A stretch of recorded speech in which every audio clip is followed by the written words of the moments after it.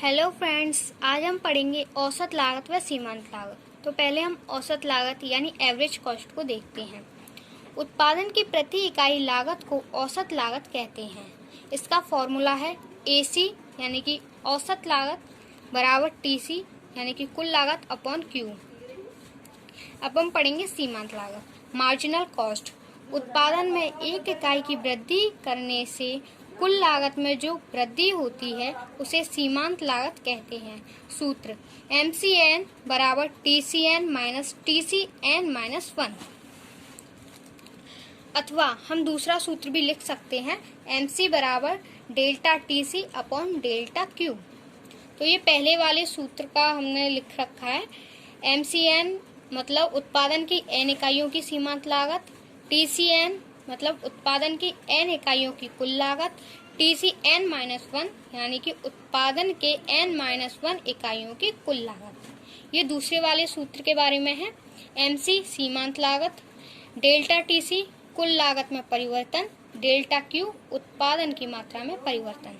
अब हम सीमांत लागत तथा औसत लागत में संबंध देखेंगे। सीमांत लागत तथा औसत लागत में घनिष्ठ संबंध है। हम जानते हैं कि उत्पादन के क्षेत्र में उत्पत्ति के नियम क्रियाशील रहते हैं। प्रारंभ में उत्पत्ति वृद्धि नियम लागू होता है, अर्थात लागतों में कमी आती है। इसलिए प्रारंभ में सीमांत लागत व औसत लागत दोनों ही गिरती हैं। लेकिन सीमांत लागत के गिरने की प्रवृत्ति औसत लागत की तुलना में अधिक तीव्र होती है।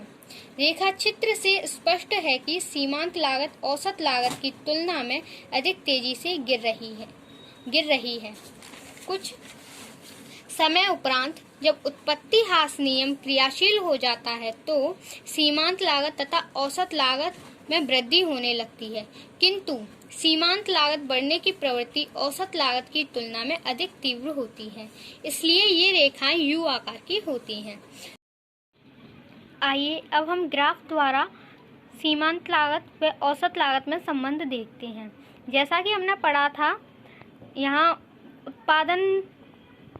उत्पादन नियम लागू होते हैं तो पहले उत्पत्ति वृद्धि नियम लागू होने पर लागतों में कमी आती है, और फिर जैसे ही उत्पत्ति ह्रास नियम लागू होते हैं तो लागतें बढ़ने लगती हैं। दोनों ही प्रकार की लागतें बढ़ती हैं, सीमांत लागत भी बढ़ती है और औसत लागत भी बढ़ती है। तो ये जो ग्राफ हमें मिलेगा वो कुछ इस प्रकार का मिलेगा। पहले लागतें कम होंगी और फिर बढ़ेंगी। तो ये लागतों के कम और ज़्यादा होने से ही U आकार का ग्राफ बनता है। अब हम इस ग्राफ के बारे में कुछ बातें देखते हैं।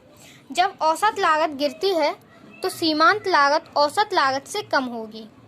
जब औसत लागत बढ़ती है तो सीमांत लागत भी बढ़ेगी और वह औसत लागत से अधिक होगी। यदि औसत लागत स्थिर है तो वह सीमांत लागत के बराबर होगी। सीमांत लागत रेखा औसत लागत रेखा को नीचे से उसके निम्नतम बिंदु पर काटती है। Thank you. ऐसी ही और वीडियोस के लिए हमारे चैनल को